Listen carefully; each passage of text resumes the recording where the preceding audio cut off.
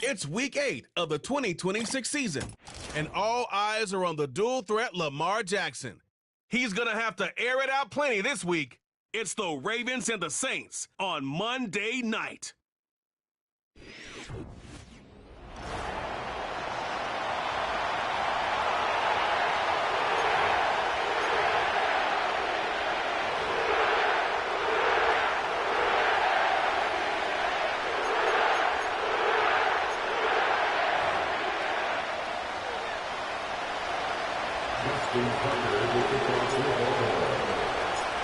Justin Tucker has this all teed up.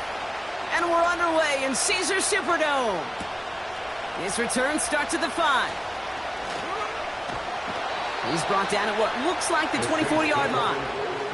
So the Saints offense taking over for the first time here.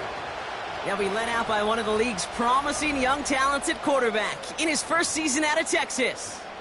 Some tough luck last week for this quarterback, Kate. 2 touchdowns, the 1 interception, and you just know the way it works. These coaches love to tell us they always think about the losses. They sting way more than the wins. It's the same thing with the quarterback. He's not thinking about the touchdowns. He's thinking about correcting that interception and knowing right here he's got to play some clean ball.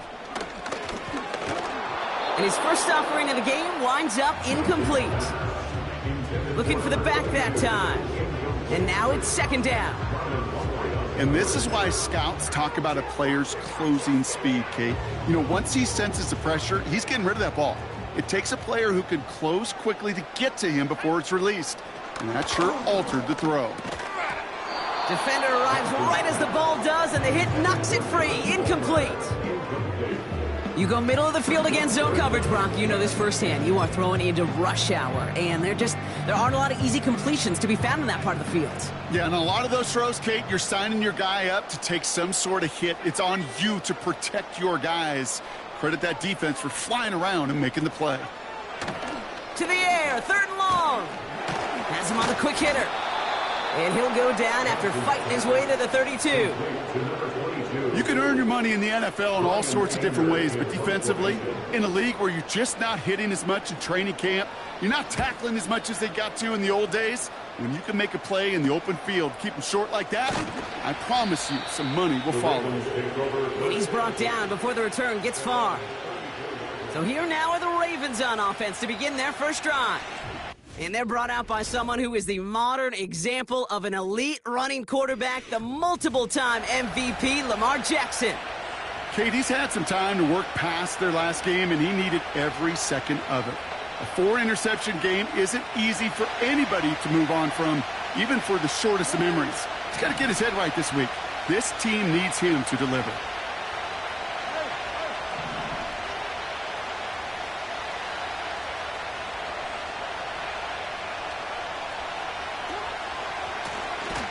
Blown back, it's the handoff.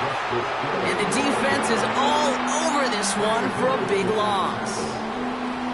Well, he was supposed to be the one who chipped away a few and got a new set of downs started right in rhythm. Instead, he's now forced to pick himself from behind the line thanks to a great effort defensively.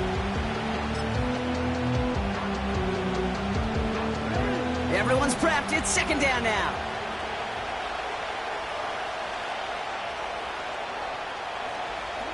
Out of the gun, here's Jackson. He throws a bullet deep to the right side.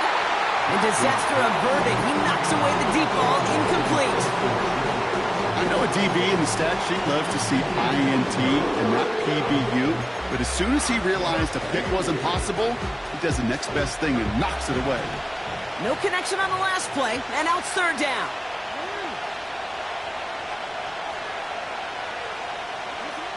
Now it's Lamar. Dump off to his fullback. And he's short of the first after a mile gain. You know, I like the completion. You never turn down a completion. That's just not the right throw to make in that spot to move the chains.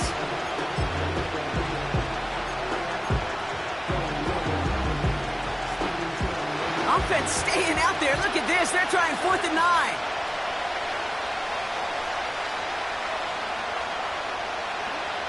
They're going for this. And they got home. Sacked him on 4th down. We've got a turnover on downs, and the defense takes over in plus territory. know what the punter did to hurt people's feelings? Because I think the reasoning was pretty clear. They were going to go for it. There was not going to be a punter that touched the field. Not an advisable mindset now as they turn it over in their end of the field.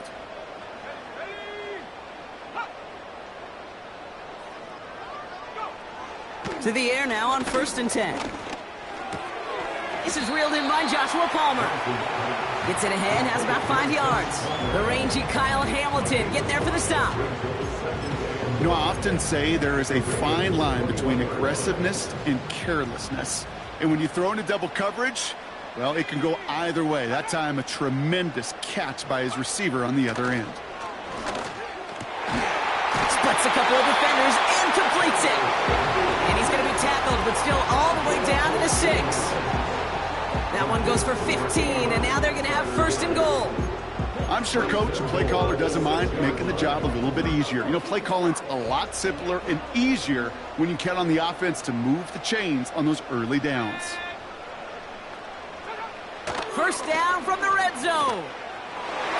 Looking end zone, but touchdown denied. Knocked away, incomplete. So the incompletion on 1st. Here's 2nd and goal.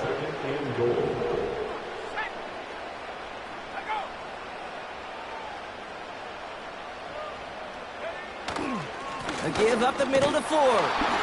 And they'll make this stop after a small push to the 5. They only managed 1 on that carry. Now they're going to have 3rd and goal from the 5. Well, you're getting a little bit closer, but you can feel the pressure starting to mount. Unless you're committed to playing 4 downs here, this becomes a critical 3rd down call. Shotgun now on 3rd down. The shot to the end zone is incomplete. Took his shot at 6 that time. And that brings up 4th and goal. Here's Jake Moody for the field goal. A very short kick here from the right hash.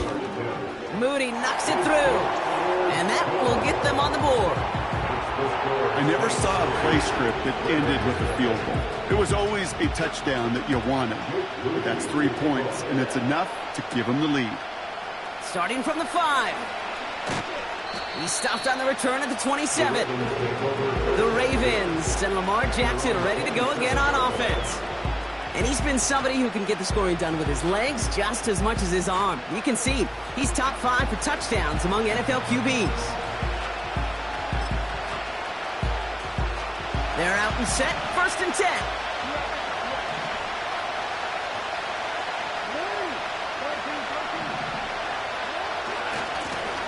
Trying the right side.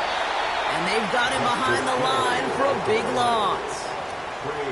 Perception and reality, Kate. The perception out there from the public is edge rushers are defined by their sacks. The reality in a locker room and in the huddle is you could be defined by your relentlessness. And his motor never stopped. Helped him track it down for a loss on the outside.